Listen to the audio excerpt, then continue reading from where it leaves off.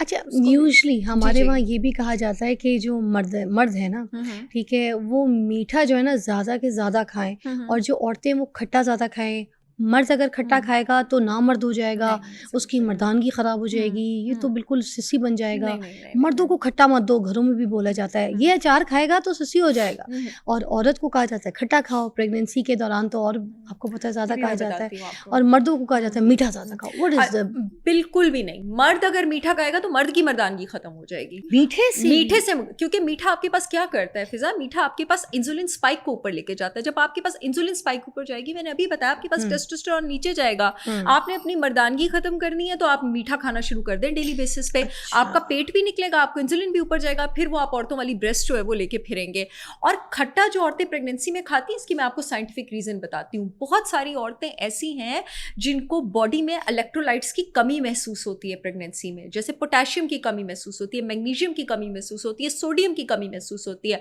अब माइंड उसको प्रोसेस नहीं कर पाता तो उनको क्रेविंग होती है खट्टे की। इसे कहती हैं कि मुझे गोलगप्पे खिला दो अपने हस्बैंड को, इसी कहती है मुझे अचार खिला दो। बॉडी इलेक्ट्रोलाइट मांग रही होती है। जैसे जिस बच्चे को कैल्शियम की कमी हो फिजा, वो क्या करता है, वो दीवारों का चूना चाटना शुरू कर देता है। ठीक है, किसी मैं को खाती थी एग्जैक्ट, उस दीवारों बच्चे को का कैल्शियम की चूना खाती थी उस मैं, बच्चे को कैल्शियम की कमी होती मट्टी है। खाती थी। हाँ जी, इसीलिए जिन औरतों को प्रेगनेंसी में बहुत ज्यादा खट्टे की क्रेविंग होती है, इसका मतलब है आपको इलेक्ट्रोलाइट्स ठीक तरह नहीं मिल रहे हैं। तो बॉडी ने तो उसको किसी तरह परसीव कर रहा है ना, जैसे जो डिप्रेशन का पेशेंट होता है, ठीक है, वो स्ट्रेस ईटिंग क्यों करता है, वो वहां से प्लेजर और डोपामिन हार्मोन ढूंढ रहा होता है। अच्छा, आपने काफ़ी इसकी एक्सेसिव चीज़ों के बारे में बात की है, जिसमें ख़ास तौर पे क्योंकि सेक्स के हवाले से आप बात कर रही थी, तो ये जो मास्टरबेशन है, हाँ इसके बारे में बताइएगा कि अगर एक्सेसिव इसको किया जाए, बहुत ज़्यादा इसको किया जाए, तो इससे टेस्टोस्टेरोन जो है वो कम हो जाता है मर्द का क्या? बिल्कुल कम हो जाएगा, क्योंकि एक्सेसिव मास्टरबेशन से जो आपका सीमन है, अल्टीमेटली जो वाइट डिस्चार्ज होता है वो कम होना शुरू हो जाता है। सीमन आपके पास बेसिकली क्या है, वो जो वाइट डिस्चार्ज होता है, ठीक है। सीमन आपके पास स्पर्म नहीं है,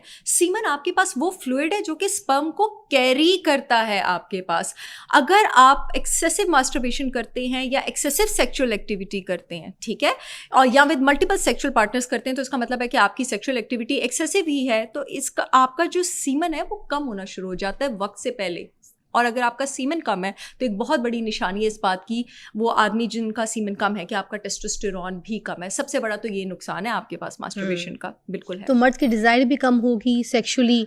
मर्द की डिज़ायर, इसलिए मैं साइकोलॉजिस्ट तो नहीं हूँ, लेकिन मैं इस बात पर कमेंट ज़रूर करूँगी कि जितनी फैंटेसीज आप पालेंगे, जितना ज़्यादा आप एक्सपोजर लेंगे इस चीज़ को, उतना ही ज़्यादा आपके लिए मुश्किल हो जाएगा सेटिस्फेक्शन अचीव करना विद वन पार्टनर।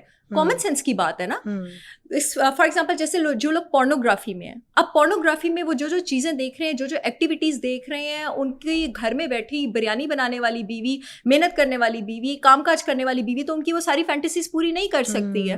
अब जो इंसान इतना ज़्यादा पोर्नोग्राफी देखता है या मास्टरबेट करता है या ऑब्सीन पिक्चर्स, अच्छी बात है, अखलाकी मैसेज भी चला जाना चाहिए, ऑब्सीन पिक्चर्स को देखकर टर्न ऑन होता है, और उसके बाद ऑफकोर्स उसका जो डिज़ायर है, जैसे होता है ना कि उसका थ्रेशोल्ड रीच ऊपर जाता है सेटिस्फाई होने का और एक्साइट होने का, तो ऑफ कोर्स उससे आपकी शादीशुदा जिंदगी भी डिस्टर्ब होगी, आपकी घरेलू जिंदगी भी डिस्टर्ब होगी, और अल्टीमेटली आपके यू विल बिकम लिमिटलेस। आपका लेवल ऑफ प्लेजर कभी अचीव ही नहीं होगा ultimately, so it is not healthy.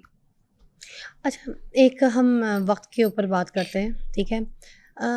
जब पहले देखा जाता था तो पहले के ज़माने में ना जो औरतें थीं वो मतलब जो भी सिचुएशन होती थी वो अपने घर की, अच्छा मेरा नाम सो सॉरी क्योंकि मेरा शो इस तरह का है कि आज ज़रा बोल्ड भी जा रही हूँ मैंने कभी इस तरह का शो नहीं किया, तो फिर आज मैं थोड़े से अल्फाजों को सोच समझ के बोलने की कोशिश कर रही हूँ, मगर मुझे इन अल्फाजों को ढाकने छुपाने की कोई जगह कोई नहीं मिल रही है। आई होप क्योंकि आप लोग मेडिकल के जो स्टूडेंट्स हैं वो तो बात को समझ रहे होंगे कि मैं इस एजुकेशन के लिए बैठी हूँ और मैं यहाँ पर हिकमत की भी बात कर रही हूँ, क्योंकि हिकमत में देखिए इसका बड़ा इलाज कहा जाता है, सुना जाता है कि जो हकीम हैं इनके पास इसका क्या झकास इलाज है, इनके पास हर किस्म के मर्दाना कमज़ोरी का इलाज है।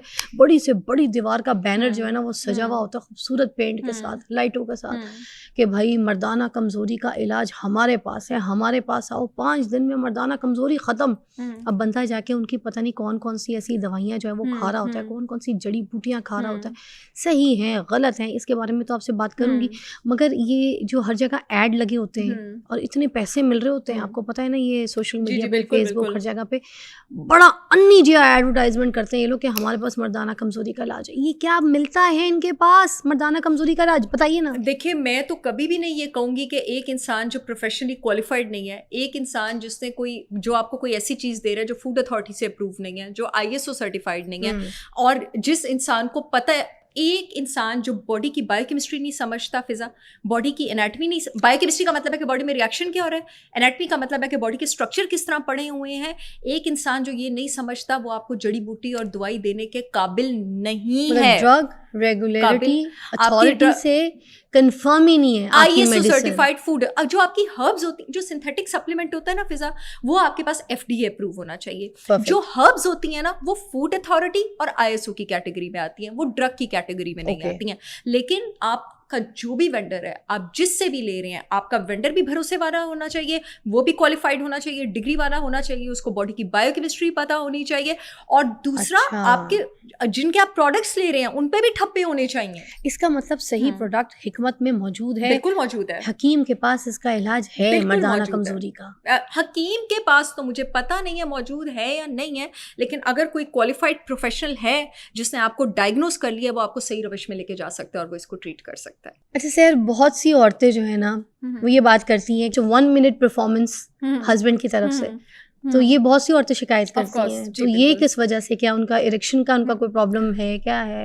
मेरे पास आती हैं पेशेंट्स ऐसी, और ऑफ कोर्स ये तो यही प्रॉब्लम है ना आपके पास कि इरेक्शन होने में टाइम लग रहा है। अच्छा, इरेक्शन अब आपके पास होती कैसे है? इरेक्शन होती है आपके पास जब ब्लड वेसल्स आपके पास डायलेट करती हैं और एक मीडिएटर निकलता है, केमिकल निकलता है nitric oxide. Nitric oxide blood vessels को डायलेट करने में हेल्प करता है, जिसकी वजह से हो जाती है इरेक्शन। अगर आपकी नाइट्रिक ऑक्साइड की जो सिक्रीशन है वो, this is one of the causes कि आपके पास इरेक्शन नहीं हो रही, और भी कॉजेज होते हैं आपके पास इरेक्शन होने की, जैसे स्ट्रेस वगैरह, ठीक है। अगर आपके पास कॉज ये है कि नाइट्रिक ऑक्साइड जो है वो प्रॉपर नहीं निकल रहा है, या फिर उसकी सिक्रीशन बहुत देर से है, तो आपके पास ऐसे खाने हैं और ऐसी जड़ी बूटियां हैं जो आपको उसमें हेल्प कर सकते हैं। मर्द वायाग्रा का इस्तेमाल करना शुरू कर देते हैं, जिसके मैं इतने ज़्यादा हक में नहीं हूँ। वायाग्रा का एक बहुत बड़ी लोगों को पता ही है पिन इसका। ड्रग्स होती है वायाग्रा आपके पास जो बड़ी कॉमनली ड्रग यूज की जी। जाती है जिन मर्दों को इरेक्शन का इशू हो फॉर सेक्स, आपके पास वायाग्रा एक तो प्रोलॉन्ग्ड इरेक्शन कर सकती है जो कि मेडिकली अच्छी नहीं है, और वायाग्रा के एक्सेसिव और इररिस्पॉन्सिबल यूज से खुदा ना खास्ता हार्ट अटैक्स भी हो सकते हैं आपके पास। ऐसी जड़ी बूटियां मौजूद हैं जो कि वाइग्रा से हम कह सकते हैं कि बिल्कुल। एनी टाइम बेड डेथ हो सकती है, वो टेबल डेथ कहते हैं ना, इट्स अ बेड डेथ। बिल्कुल एक्सेसिव यूज से, कि for example if somebody is using it twice और थ्राइस अ वीक, या अनसुपरवाइज्ड है, या बड़ी एक्सेसिव यूज हो रही है, तो आपकी डाइट में ऐसी चीजें मौजूद हैं। अब ये नाइट्रिक ऑक्साइड पैदा कैसे होती है? आपके पास एक अमाइनो एसिड है आर्जिनिन, जो कि बॉडी में हेल्प करता है नाइट्रिक ऑक्साइड बनाने में। आपके पास दुम्बे के गोश्त में, बकरे के गोश्त में, गाय के गोश्त में आर्जिनिन मौजूद है। आपके पास मछली में आर्जिनिन मौजूद है। तो अगर आप अपनी डाइट में रेड मीट ज़्यादा इंक्लूड कर दें, अपने हस्बैंड की डाइट में आप रेड मीट इंक्लूड कर दें, तो आर्जिनिन उनको हेल्प कर सकता है। अलॉन्ग विद दैट आपके पास कुछ ऐसी जड़ी बूटियां हैं जो कि बॉडी में नाइट्रिक ऑक्साइड बनाने में हेल्प करती है, जैसे कि शिलाजीत, जो कि टेस्टोस्टेरोन को भी बूस्ट करने में हेल्प करती है, स्पर्म क्वालिटी को भी इंप्रूव करने में हेल्प करती है। इसे इनफर्टिलिटी के ट्रीटमेंट में भी यूज़ होती है।